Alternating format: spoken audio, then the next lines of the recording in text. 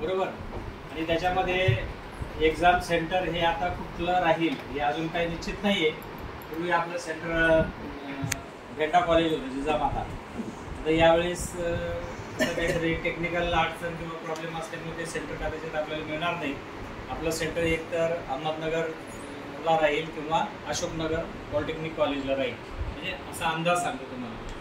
तर आज आपण GCC TBC मध्ये जो आपला संगणक टायपिंगचा जो विषय आहे त्याच्यामध्ये गुणदान योजना जी तो तुम्हाला कुठला प्रश्न किती मार्काला असतो हे आपल्याला कळलं पाहिजे.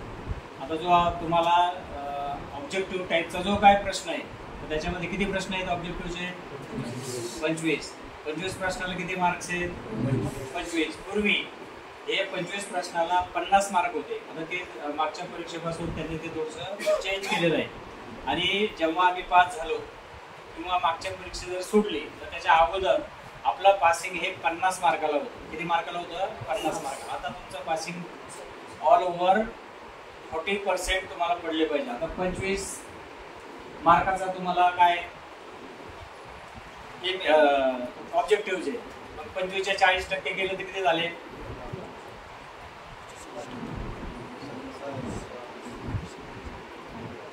10 मार्क्स. बरोबर ना? 25च्या 40% 10. मग ते 10 मार्क जर आपल्याला पडले 25 पैकी, नाही तर असं होईल जेव्हा ईमेलचं काय सगळं सोपं आहे. 30 असो 40 असो फक्त इकडचं बघायचं आणि इकडे टाईप करायचं. याच्या व्यतिरिक्त दुसरं आहे का काही? ईमेल झालं. ईमेल नंतर तुम्हाला लेटरमध्ये तुम्हाला पैकीच्या पैकी पडले, स्टेटमेंट पैकीच्या पैकी, तुमच्या स्पीड पॅसेजला 40 पैकी 40 पडले आणि इकडं ऑब्जेक्टिव्हला जर 9 पडले तर उपयोग होत त्याला तो मुलगा नापास होईल. म्हणून प्रत्येक तुमचा जो सब्जेक्ट आहे मग तो तुमचा मेल असो किंवा सगळ्यांना तुम्हाला चांगले मार्क्स मिळाले पाहिजे. बरोबर. कमीत कमी आपण आता ऑब्जेक्टिव्ह हे याच्यासाठी घेतोय की कमीत कमी आपल्याला ठोक काळे तरी वापरता आले पाहिजे. बरोबर एक नाही?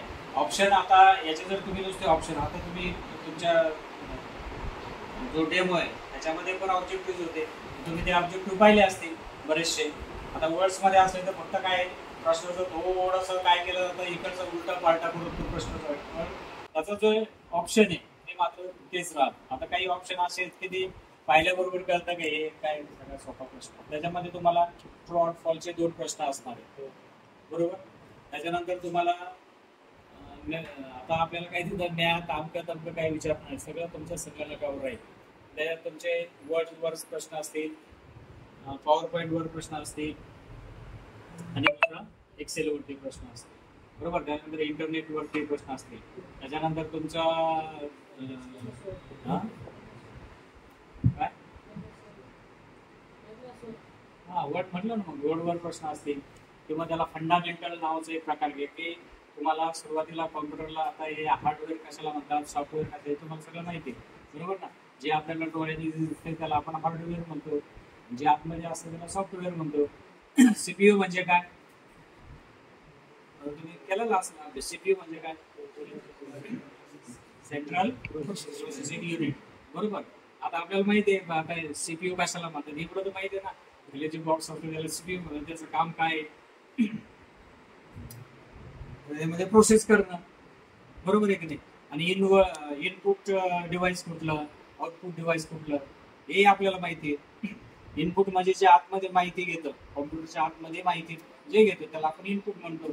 आउटपुट म्हणजे बरोबर जे आपल्याला आतमधून तो माहिती देतो आपल्याला. मग ते हार्डच्या कॉपीच्या संदर्भात अशी जी माहिती मिळते आपल्याला, तो प्रिंटर असेल किंवा तुमचा टाईप करून येणारा जो पेपर असेल त्याला आपण आउटपुट म्हणतो. बरोबर आहे ना? इनपुटचा आता त्याच्यामध्ये जॉयस्टिक नावाचा एक शब्द येतो. जॉयस्टिक काय आहे तुम्हाला माहिती आहे, थोडं सर्च केलं तर तुम्हाला माहिती असेल. जॉयस्टिक हे खेळाच्या संदर्भामध्ये गेम जे खेळतो संगणकावर त्याच्यासाठी जॉयस्टिकचा वापर केला जातो. असे अनेक गोष्टी आहेत हे तुम्ही साधं नुसतं बघितलं ना तरी तुमच्या लक्षात येतील, इतकं सोपं आहे. आता आपण काय करतो, आपल्याला फक्त कंटाळा येतो, आपण बघत नाही. वारंवार ते जर पुन्हा पुन्हा जर बघितले तर ते पहा त्याचे ऑप्शन हे सारखेच असतात. बरोबर. आणि हे जर आता तुम्हाला पाहिलं तुमच्या लक्षात येईल. आता आपण अगोदर गुणन पद्धती जी आहे हे पण लक्षात ठेवा का कुठला किती मार्काला, बरोबर. आता काही काही ठिकाणी मुलं काय करतात, परत एक महत्वाची गोष्ट सांगतो, तुमचा जो परिच्छेद असतो त्याच्या मुद्दाम होऊन 1 नंबर, आता समजा तुम्ही पॅसेज टाईप करत करत आला, चौथ्या ओळीवर आला, चौथ्या ओळीला एंडिंगला शब्द असतो समजा दॅट, किंवा एखादा मराठी मधला शब्द असतो मध्ये, कितव्या ओळीला आहे, चौथ्या ओळीला आहे. 5व्या ओळीला दुसरा शब्द असेल, 6व्या ओळीला पुन्हा शब्द काय असतो, दॅट किंवा मध्ये. कुठल्या शब्द किती नंबरला आहे, चौथ्या. तुम्ही इकडे टाईप करताना थोडं इकडे लक्ष विचलित झालं की तुम्ही चौथ्यावरून तो तुम्ही काय बघता, आम्ही दॅट टाईप केलाय, किती नंबरवरचा होता तो, चौथ्या. तुमची नजर जाते 6व्या ओळीवर, किती ओळीवर जाते, तुमच्या ओळी सुटल्या किती, बाहेर हा पायशाच 1 मिनिट आधी झाला, ओळी किती सोडल्या. म्हणून टाईप झाल्यानंतर आपण ज्या ओळी टाईप केल्या तर एकदम मोजा तुम्हाला तिथं. आणि जर तुम्हाला आता इंग्लिश मध्ये किंवा मराठीमध्ये सहज अशी फटकन नजर मारली तरी चुकलेला शब्द लक्षात येतो की नाही, तिथं जाऊन तो शब्द करेक्शन करा, काय बघायची गरज नाही, इकडे तुमचं पॅसेज बघायची गरज नाही. आता समजा द शब्द आहे, तुम्ही द ला काय केलं, टी केला, ई केला, मग एच घेतला, तिथं तो तुमच्या नजरेत येणार की नाही, तिथं परत पाच बसायचं का हा शब्द काय आहे, अरे आपल्याला माहिती आहे उलटा पालट झाले, तिथं लगेच तो काढून तिथं टी एच करून टाका. असे ऑन शब्द आहे, आता ऑनचा नो झाला तर तुम्हाला तिथं दिसणार नाही कदाचित, बरोबर आहे की नाही. ऑन आणि नो आहे इंग्लिश मध्ये शब्द, तर ह्याही गोष्टी थोडस लक्ष द्या. आणि सगळ्यात महत्वाची गोष्ट, या टायपिंगला तुम्ही कमी समजू नका, बरोबर. तुमच्याकडे जर इंग्रजी 40 असेल आणि मराठी जर 30 असेल तर येणारी कोर्टाची जी भरती आहे त्या भरतीमध्ये सुद्धा तुम्ही पात्र होऊ शकता. आता 5,000 जागा परत येणार आहेत, आत्ता भरती झाली आपली, आपल्या क्लासचे 46 विद्यार्थी जॉईन झाले, त्याच्यामध्ये भरती आली तर तुम्ही सुद्धा जॉईन व्हाल. मी पाहतो इथं टाईप करता करता तुझं काय चाललं, भाऊ माझं काय चाललं, अरे हे नाही पाहिजे, कसं पाहिजे, आपलं काम आलं ते 1 तासामध्ये काय आपल्याला ते दिलंय ना एवढं काम करून आपलं जायचं. म्हणून ह्या प्रमाणपत्र हे परीक्षा आपण इथं होते का, MSCIT सारखी, MSCIT तुम्हीच बसा सर तुम्हीच द्या, MSCIT तसं इथं नाहीये. आता ही परीक्षा तुमचे शासन घेणार आहे, म्हणून तिथं सुद्धा गैरकृत्य करायचं नाही अजिबात, आपल्या इन्स्टिट्यूटचं नाव घालवायचं नाही, कुठला पोरगा हे पहिलं विचारतात, आलं लक्षात. त्याच्यामुळे तिथं सुद्धा आपण आपल्याकडे जे गुण असले पाहिजे विद्यार्थी म्हणून ते गुण आपल्याकडे असायला पाहिजे, बरोबर आहे की नाही. आता तिथं गेल्यानंतर बऱ्याचशा गोष्टी तुम्हाला तुमचं प्रवेशपत्र तुमच्याकडे पाहिजे, तुमचं ओळखपत्र तुमच्याकडे पाहिजे, परीक्षेच्या अगोदर गेलं पाहिजे. आता पूर्वी चालायचं समजा 5 मिनिटं लेट गेलं, तर आता तसं नाही. आता तुमचा 9ला पेपर असेल तर तुम्ही 8:30ला तिथं पाहिजे. जर तुम्ही उशिरा गेला तर तुमचा पेपर होणार नाही, ही एक महत्वाची गोष्ट. मग आता काय पावसाळ्याचे दिवस आहे, भिजत गेलो अंक झालो त्यांना काय घेणं देणं नाही, एकदा पेपर चालू झाला सगळ्यांचा ऍट अ टाइम चालू होतो, आलं लक्षात. त्याच्यामुळं पेपरलाही वेळेवर. आता काही कोणाची शंका असतील तर सांगा, काय नाही करायचं चालू. हा फक्त सांगायचं तात्पर्य एकच आहे की कापताना होतो काय माहितीये का, एकदा निघून गाडी एसटी निघून गेल्यानंतर आपण काय करतो, वर हात करण्यात मजा नसते. जब चिडिया चुप गई खेत मन में मस्त आने से क्या फायदा. हा पेरायला गेला, पेरायला गेल्यानंतर कधी गेला, सोंगायलाच गेला, काही हातामध्ये. तसं करू नका. आता तुमचं सगळं पेरून तुम्ही मशागतही केलेली आहे, आता फक्त पीक घ्यायचंय एवढ्या 8-15 दिवसात. आणि ते पीक मग 8-15 दिवस कशाचे, आता 8च दिवस ना, 1 आठवडा. तर व्यवस्थित आपण मशागत सगळ्या गोष्टी केलेल्या आहेत. आता खळ्यावर जाताना व्यवस्थितपणे थोडं डोकं शांत ठेवून जा. आणि आपल्याला आता ही कणगी तुमची भरल्यानंतर ती संधी सांगते, बरोबर आहे. जर कोर्टाची ऍड आली तर त्याच्यामध्ये सुद्धा जशी पुढं बाकीची नोकरी लागली तर तुमचा नंबर सुद्धा लागू शकतो. मराठी टायपिंग म्हणल्यानंतर तुम्हाला माहिती आहे ते कोर्टाच्या प्रोसेसनुसार, बरोबर, ते ऍप्लिकेशन भरा, ते करा, गोष्टी सगळ्या होतील. म्हणून ही शासकीय परीक्षा आहे, ही परीक्षा पास झाल्यानंतर तुम्हाला शासन सर्टिफिकेट देणार आहे, अलग लक्षात हे ध्यानात ठेवा. म्हणून त्या पद्धतीने चांगली परीक्षा निडरपणे जाऊन द्या. काही अडचण आली तर आम्ही आहोत, परीक्षेत आम्ही थांबणार पण आतमध्ये नाही येणार, बाहेर काय असेल ते, ठीक आहे. ते मंडळ घेतलं, बरोबर. आता इथं हा पहिला शब्द शाळेचे असतो, बरोबर. पहिला प्रश्न राहणार तुम्हाला ऑब्जेक्टिव्ह आहे तुम्हाला 25 मार्काला, बरोबर. इथं पासिंग किती बघा. त्यानंतर संगणक टंकलेखन प्रात्यक्षिक कॉम्प्युटर टायपिंग प्रॅक्टिकलची परीक्षा 35 आणि गती उतारा 40 गुण. हे प्रॅक्टिकल म्हणजे कुठला आलं, याच्यामध्ये आलं लेटर आणि स्टेटमेंट. आणि परीक्षेला तुमचा कालावधी आहे 90 मिनिटं, बरोबर. साधारण किती तास, 1.5 तास. आता पहिला प्रश्न जो वस्तुनिष्ठ प्रश्न आहे तो आहे 25 मिनिटात त्याला वेळ आहे. एकूण गुण 25 आहेत आणि 5 होण्यासाठी किमान गुण किती पाहिजे, 10. म्हणजे 10 प्रश्न आपले बरोबर आले पाहिजे. आणि सगळ्यात महत्वाची सूचना म्हणजे काय, आता जे इंग्लिशला आहे त्याच्यामध्ये आम्हाला इंग्लिशचा क्वेश्चन कळत नाही, तर तिथं गेल्यानंतर तुम्हाला इथं राईट साईडला तुम्हाला तिथं मराठी, हिंदी आणि इंग्रजी या तिन्ही भाषेतून तिथं त्याला कॅप्स असतो दिलेला रिबन टाईप. त्याच्यामध्ये मराठी, हिंदी, इंग्लिश. तुम्हाला जर इंग्लिशचा क्वेश्चन पेपर असेल, समोर इंग्लिश प्रश्न दिसत असेल तर तुम्ही तिथं जाऊन मराठी करू शकता. बरोबर. आता पहा विभाग 2. आता हा पहिला विभाग झाला. कुठला विभाग, ऑब्जेक्टिव्ह 25 मार्काचा. विभाग 2 आहे कॉम्प्युटर टायपिंग प्रॅक्टिकल परीक्षा 35 गुण. कालावधी आहे 55 मिनिटं, बरोबर. म्हणजे जवळजवळ 1 तासाला 5 मिनिट कमी. याच्यामध्ये तुम्हाला जे 40ला विद्यार्थी असतील त्यांनी लेटर आणि स्टेटमेंट याला कशाला वेळ जातो जास्त, हा कशासाठी जातो, कशाला, टाइप करायला. टायपिंग आणि फॉर्मेटिंगला वेळ जास्त जातो. तिथं जास्तीत जास्त सराव त्याचा करा, बरोबर. नाही तर मग काय होतं, मध्ये जरी चुका झाल्या तुमच्या, त्या चुका 1-2 मार्क त्याचे जातील. पण तुम्हाला आपण बघणार आहोत, हेडिंग जर तुमचं टाईप केलं, व्यवस्थित केलं, सेंटर घेतलं, त्याला अंडरलाईन मार्क काय तिथं असं ते सगळं तुम्ही फॉर्मेटिंग व्यवस्थित केलं आणि सेंटर घ्यायचा राहिला किंवा अंडरलाईन द्यायची राहिली, तुमचे ते मार्क्स जे आहेत तुम्हाला त्याला 2 मार्क्स आहेत, त्याच्यातलं अर्धा मार्क कमी होईल, बरोबर आहे की नाही. सगळ्या गोष्टी येत असून म्हणून फक्त इथं सराव जास्त करा, की जेणेकरून आपला हात तिथं बरोबर गेला पाहिजे, बरोबर. आता त्यातला ईमेल आहे 5 पैकी 5 मार्क हे तुम्हाला मिळाले पाहिजे. बऱ्याचदा मुलं काय करतात, ईमेल मध्ये ते काय असतं, आता आपल्याला एखादा शब्द टाईप करायचा असता. आता समजा माझं नाव आहे दत्ता हापसे, बरोबर. आता तिथं ईमेलला काय येणार, DATTAHAPASE@gmail.com असं येणार, बरोबर. आता आपल्याला दत्ता हापसे असं म्हटल्यानंतर ती चूक लक्षात येते, पण ते असं वेगळं काहीतरी कंपनीचं नाव येतं वेगळं, अमुक कंपनी, तिथं आपल्याला स्पेलिंग मध्ये तिथं मिस्टेक होते. मग ती होऊ नये त्याच्यासाठी काय केलं पाहिजे, त्या बारकाईने त्याचा जो ऍड्रेस आहे ईमेलचा त्यातला एकही कॅरेक्टर तुमचं विसरता कामा नाही. आणि ते सगळं स्मॉल मध्ये असतं. ते सुरुवातीला टाईप करताना कॅपिटल अक्षर होऊ शकतं, तिथं स्मॉल करण्याचा प्रयत्न करा. हा जसं आहे तसं टाईप करायचं. इथं काय तुम्हाला डोकं चालवायचं काम नाही. ते आहे 5 मार्काला, एकूण गुण आहे त्याला 5. हे 5 पैकी 5 मार्क मिळतात.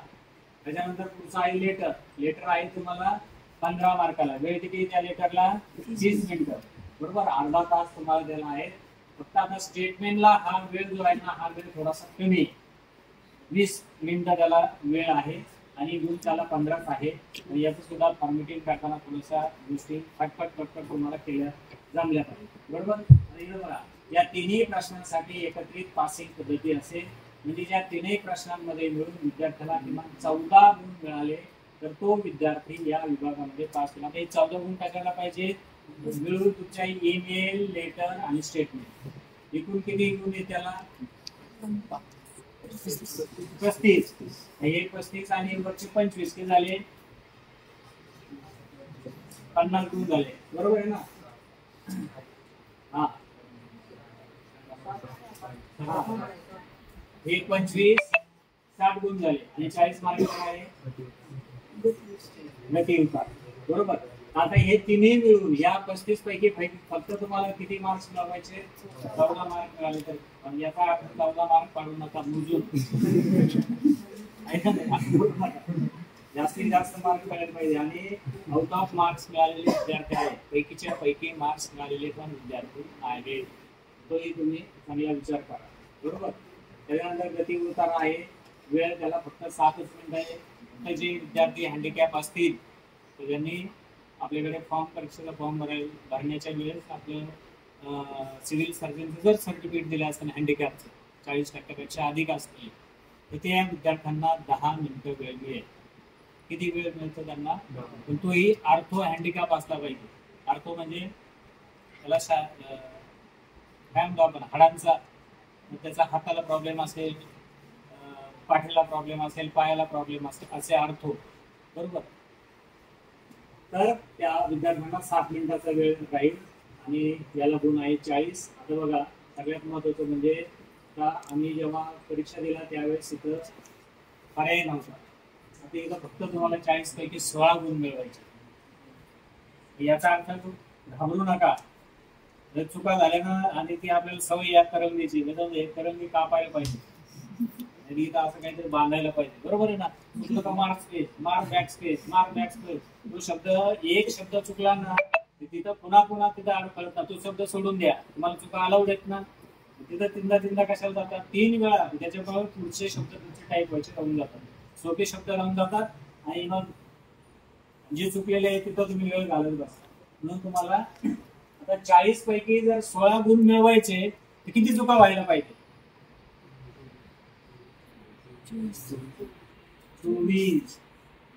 24 चुका झाल्या तरी तुम्ही पास होता. याचा अर्थ चुका करू नका असं नाही. तुमच्या नकळत चुका होतात, तुम्हाला कळत नाही. मी मला सांगितलं ऑन नो, कळत नाही, चूक होऊन जाते. ओ एन दाबायच्या ऐवजी एन ओ दाबला, चूक होऊन जाते. अलग लक्षात. ह्या चुकावरती थोडासा चांगला लक्ष द्या की आपल्या चुका होणार नाही, कुठे काळजी घ्या.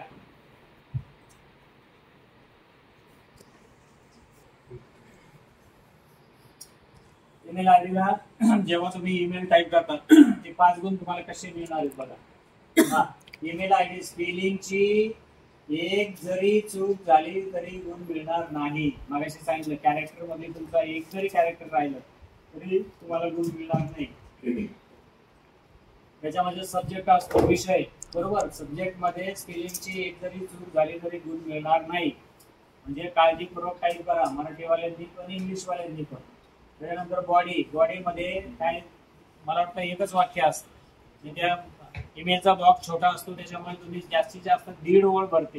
किती ओळ भरते? 1.5 ओळ. त्या 1.5 ओळ मध्ये सुद्धा स्पेलिंगची एक जरी चूक झाली तर अर्धा गुण कमी केला जाईल. 2 चुका झाल्या तर गुण मिळणार नाही. एक चूक झाली तर अर्धा कमी होईल, 2 चुका झाल्या तर गुण मिळणार नाही. आणि फाईल अटॅचमेंट साठी चुकीची फाईल अटॅच केल्यास गुण मिळणार नाही. हे सोपं आहे. सेंड बटन क्लिक करणे आवश्यक आहे, अन्यथा गुण मिळणार नाही. बरोबर. तर मुलं काय करतात, 5 मिनिटाचा तो टाईप करून ठेवतात आणि वाट बघत बसतात, आपोआप होईल सबमिट. तसं नाही, तिथं सेंड व्हायलाच पाहिजे. तो सेंड करून तुम्ही थांबा. जेव्हा तुम्ही सबमिट म्हणता तेव्हा तो सबमिट होईल. सेंड जरी केला तरी ईमेल पूर्ण होत नाही. तुम्हाला वाटलं आता मला ईमेल वरून मला दुसऱ्या विभागाकडे जायचं, तर तसं नाही. आपण सबमिट केलं पाहिजे. अलग लक्षात. त्याच्यामुळे सेंड बटन आहे तिथं तुम्ही क्लिक केलं पाहिजे. आता पत्राचं टंकलेखन करताना बघा, आपल्याला गुण 15 आहेत. 30 मिनिटाचा अवधी. कशाला? लेटरला. 40 मध्ये तुम्हाला कोणते लेटर आहेत? 2 लेटर आहेत. बरोबर. पहिलं एक बिझनेस लेटर आणि दुसरा पर्सनल लेटर. दोन्हीचे सगळं तुम्हाला माहिती आहे. कुठं काय करायचं, टेक्स्टची साईज किती घ्यायची, अंडरलाईन कुठं मारायची, कुठले बोर्ड करायचे, इंडियन स्टाईल कशी, ब्लॉक स्टाईल कशी, तुम्हाला सगळं शिकवलं असेल. बरोबर आहे ना. आणि त्या सगळ्या एका पद्धतीला तुम्हाला मार्क्स आहेत. रिडिंगला मार्क आहेत, सब्जेक्टला मार्क आहेत, अंडरलाईनला मार्क आहेत, डेटला मार्क आहेत, सब्जेक्टला मार्क आहे, रेफरन्सला मार्क आहे, तुमच्या स्टाईलला मार्क्स आहेत. इंडियन स्टाईल आहे का ब्लॉक स्टाईल, त्याला पदसोड पद्धत म्हणतो आपण किंवा ठोकळा पद्धत म्हणतो, याला सुद्धा मार्क्स आहेत.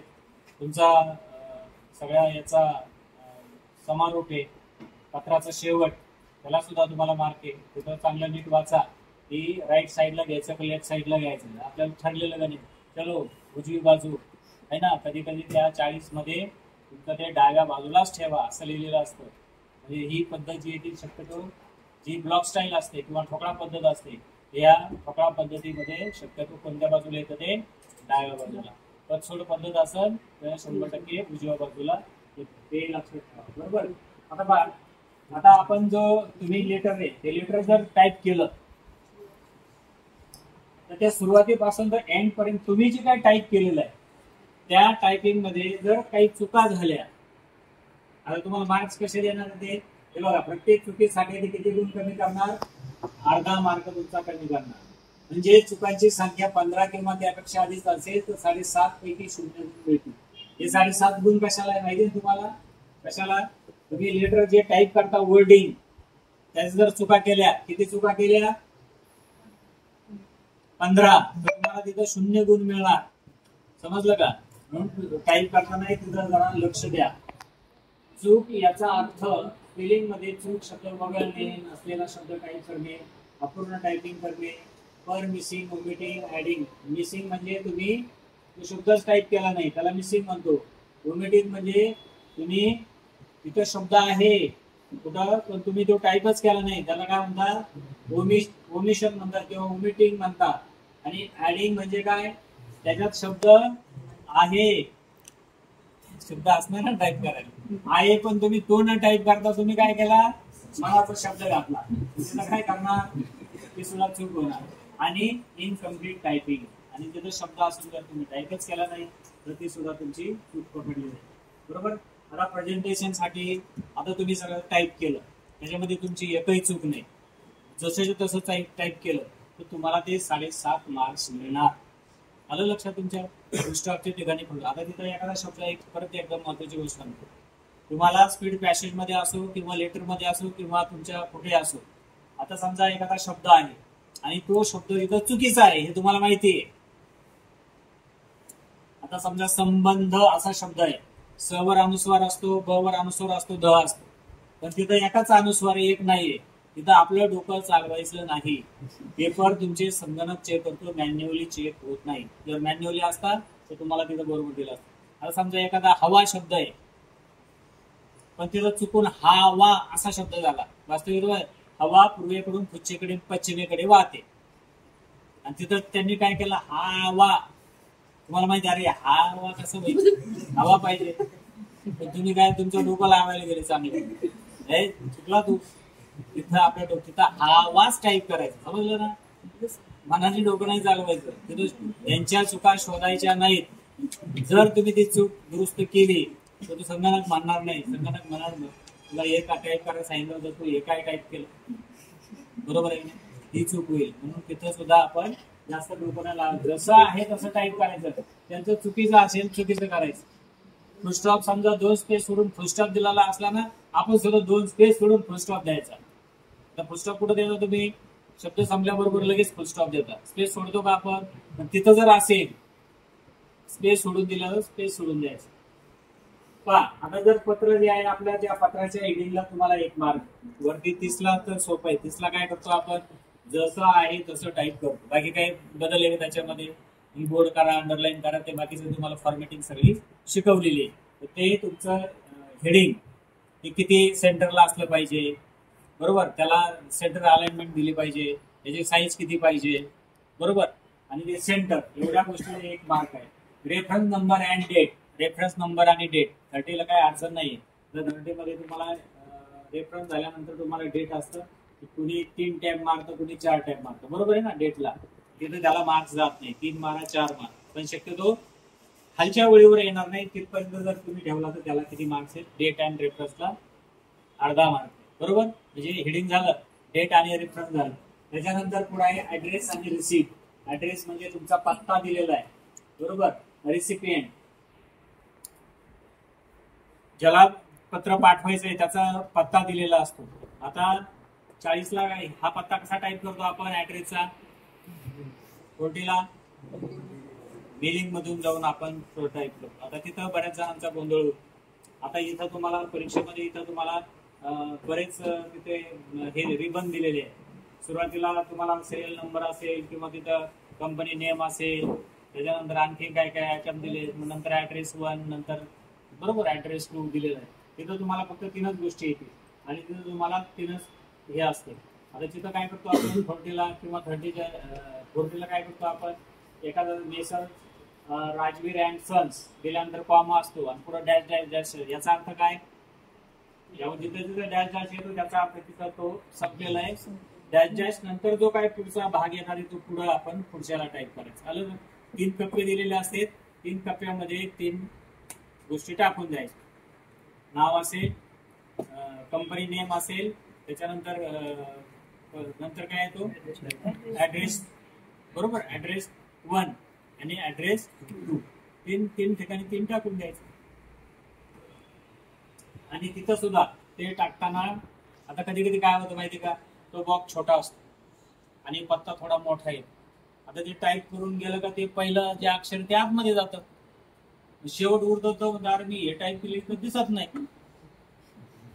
मग ते काहीतरी घोटाळा घालण्याचे प्रयत्न करतात. आता तिथं समजा क्लिक जर केलं आणि बॅकस्पेस आपलं ॲरो की हे असतात ना त्या कीने जर बघितलं तर तो दिसू शकतो किंवा तुम्हाला कर्सरने सुद्धा तो पाहता येतो. बरोबर, तिथं घाबरू नका, कुठं गेलं ते असतं कुठं जात नाही. बरोबर, म्हणजे त्याला सुद्धा किती मार्क आहे तुम्हाला, ऍड्रेस अँड रिसिप्टला रिसिपियंटला 1 मार्क. त्याच्यानंतर सब्जेक्ट आणि रेफरन्स हा सुद्धा सगळ्यात महत्त्वाचा शब्द आहे, भाग आहे.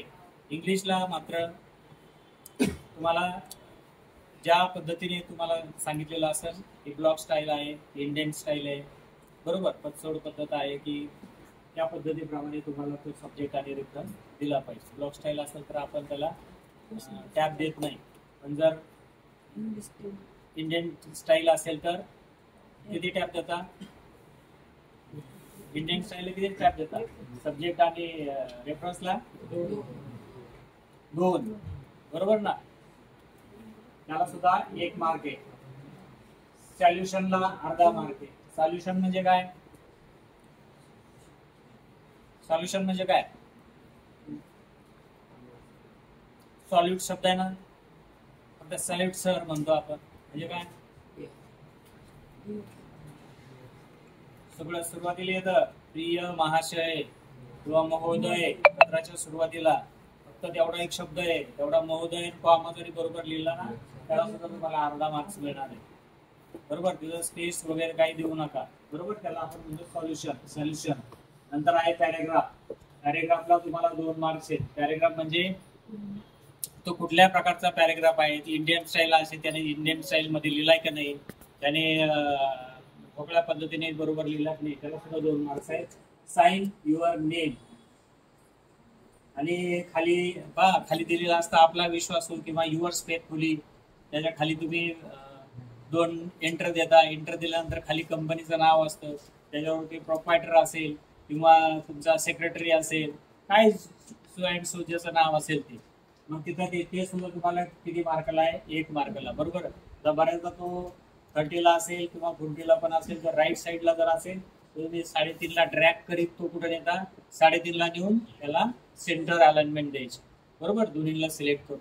त्याला सुद्धा किती मार्क आहे, 1 मार्क आहे. आणि इन्क्लोजरला अटॅचमेंटला किती मार्क्स आहेत, अटॅचमेंट कुठे आहे, 30ला तर काय विषय नाही आहे. 30च्या इकडे असतो बघा सोबत, डाव्या बाजूला सोबत 2 डॉट. आता तिथं काय करतात मुलं, सोबत, आता तिथं बघून करा, सोबतच्या नंतर जर स्पेस असेल आणि 2 डॉट असेल तर स्पेस असल्यानंतरच 2 डॉट द्या.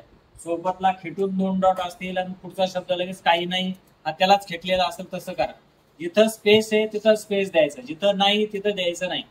पहिल्याला सोबतला स्पेस दिला नाही तुम्ही द्यायचं नाही.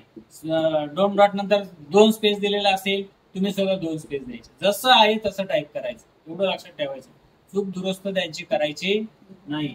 बरोबर, तर अशी आता याची जर टोटल बेरीज केली बघा, 1, 1.5, 2.5, 2.5 नंतर 3.5, 4, 6, 7 आणि 7.5, म्हणजे किती मार्काचं प्रेझेंटेशन आहे तुमचं, 7.5 गुण याला कशाला, तुमच्या प्रेझेंटेशनला, फॉर्मॅटिंगला, आणि 7.5 गुण कशाला होते, तुमच्या टायपिंगच्या मिस्टेकला. असं किती मिळून किती गुण झाले समजलं.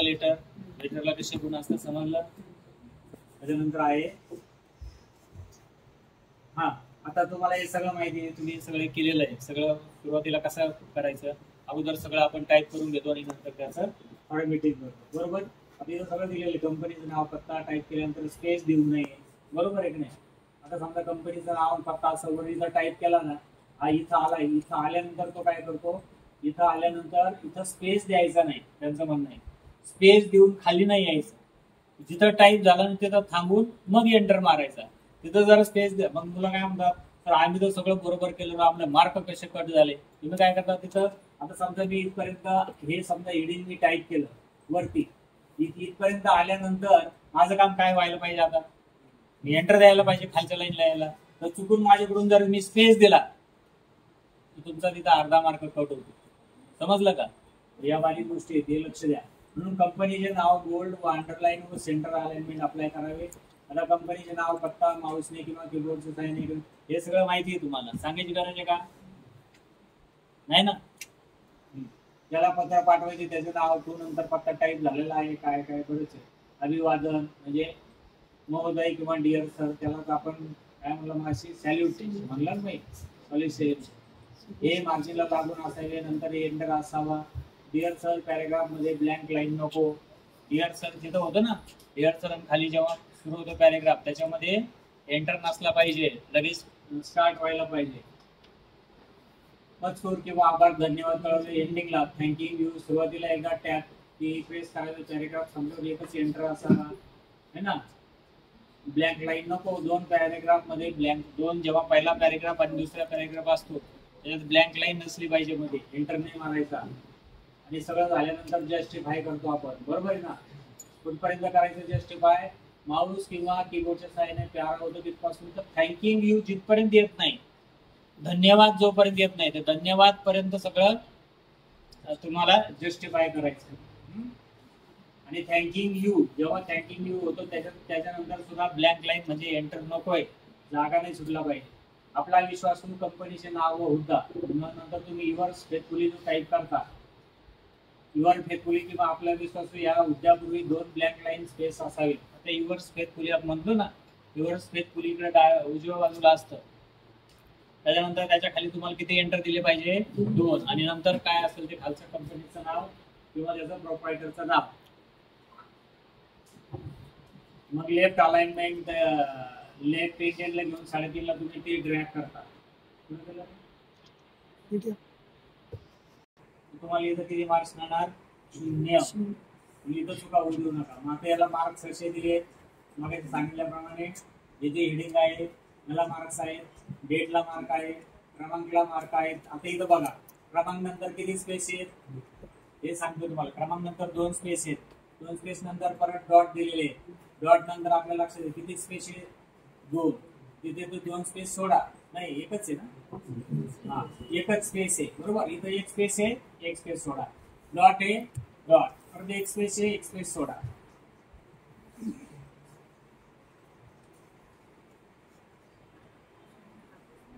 आणि हे सेंटर याला 3.5 ला ट्रॅक करतो आपण आणि सेंटर अलाइनमेंट द्यायची. याला सोबतला पण एक अर्धा गुण आहे.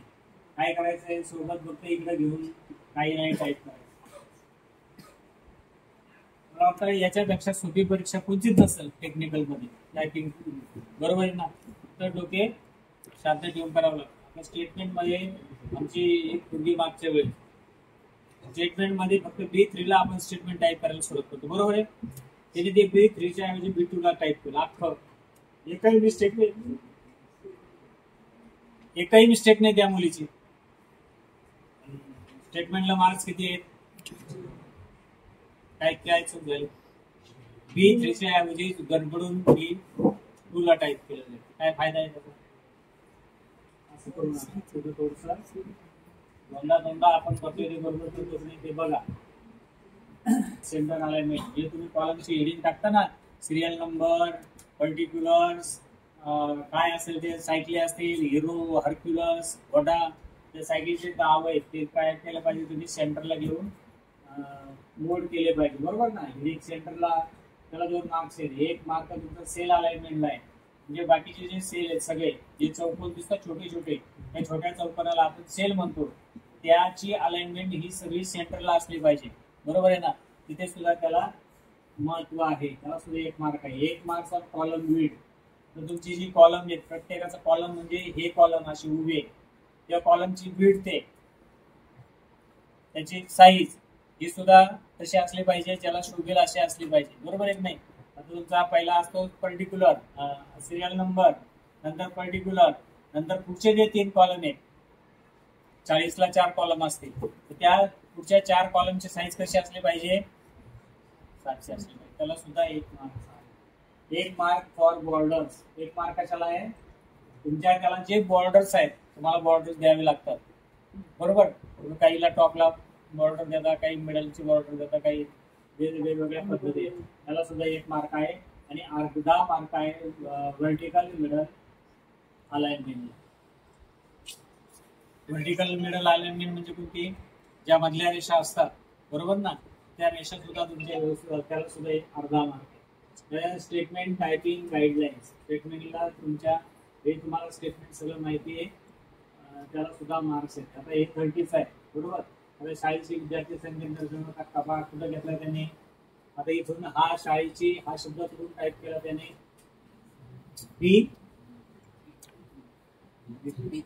B3 ला पाहिजे बरोबर आहे ना हे एवढं लक्षात ठेवा. त्याच्यानंतर मग खाली अनुक्रमांक आहे गावाचे नाव आहे 2005-10 हे बघा बरोबर सेंटरला घेतलं पाहिजे बोर्ड केलं पाहिजे. त्याच्यानंतर हे सिरियल नंबर व्यवस्थित आले पाहिजे हे शहराची नावं आली पाहिजे.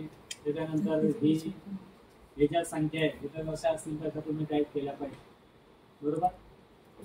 आता मराठी 40 वाल्यांच्या मुलांसाठी ह्या ज्या रकमा आहेत ह्या रकमा टाईप करताना आकडे कुठले वापरायचे मराठी 40 इंग्लिशला चालत इंग्लिशला तुमचं हे जे आहेत ना हे 2 ठिकाणी आकडे आहेत ना इथं पण आकडे आहेत बघा या लाईनला आणि या लाईनला पण आकडे आहेत.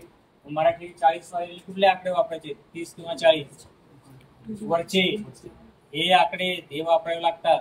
तुम्ही जर हे आकडे टाईप केले तिथं इंग्लिश आकडा येणार हे आकडे आपले मराठीला मराठीच आकडे आले पाहिजे इंग्लिश आकडे चालणार नाही बरोबर. तुमचे आकडे कधी येतील जर तुम्ही हे बटन दाबले 1 ते 0 तर ते मराठी आकडे येतील बरोबर. हा दुसरी महत्वाची गोष्ट आता 40 वाल्यांसाठी सांगतो ह्या ज्या संख्या असतात ना त्याच्यानंतर डॉट नंतर 2 0 असतात बरोबर. आता ते काय होतं तो काय करतो तो डॉट घेऊन 2 फुल स्टॉप घेऊन 2 0 मारतो पण तिथं येत नाही आलं लक्षात. अशा वेळेस घाबरून जायचं काय कारण नाही तुम्ही फक्त टाईप करून जर ठेवलं तर ज्यावेळेस तो पेपर सबमिट होईल त्यावेळेस ते येणार आहे त्याचे मार्क्स तुमचे जाणार नाहीत. पण त्याच्यामध्ये ते इन्सर्ट इंडेंट नावाचा एक प्रकार आहे त्याला माहिती का 0 येत नाही ते. अशा पद्धतीचं हे स्टेटमेंट आहे. आता स्टेटमेंट मध्ये 2 वे ईमेलचं आहे आहे ना तुम्हाला पाहिलं ना अंगठे बहादर पोर आहेत 10 भाषा बोलतात कुठलीही भाषा तमिळ आला तरी तमिळ बोलतो अंगठे बहादर आहे काही येत नाही त्याला. आंध्रा आला तर ती भाषा बोलतो गुजराती बोलतो इंग्लिश बोलतो कामापुरती हे कशाने होतं सरावाने होतं म्हणून तुम्ही याचा सुद्धा चांगला सराव करा. आता तुमच्याकडे मला वाटतं आपल्या ग्रुपला जुन्या ग्रुपला आता ग्रुप वेगवेगळे केले मला वाटतं ना त्या ग्रुपला तुमच्या PDF टाकलेल्या आहेत तर त्या PDF मध्ये ते प्रश्न बघा. आता इंग्लिश जरी असं काय फरक पडत तुला फक्त ऑप्शन कळायला पाहिजे इकडे प्रश्न काय त्याचा ऑप्शन काय एवढं कळलं तर पुष्कळ झालं समजून घ्या.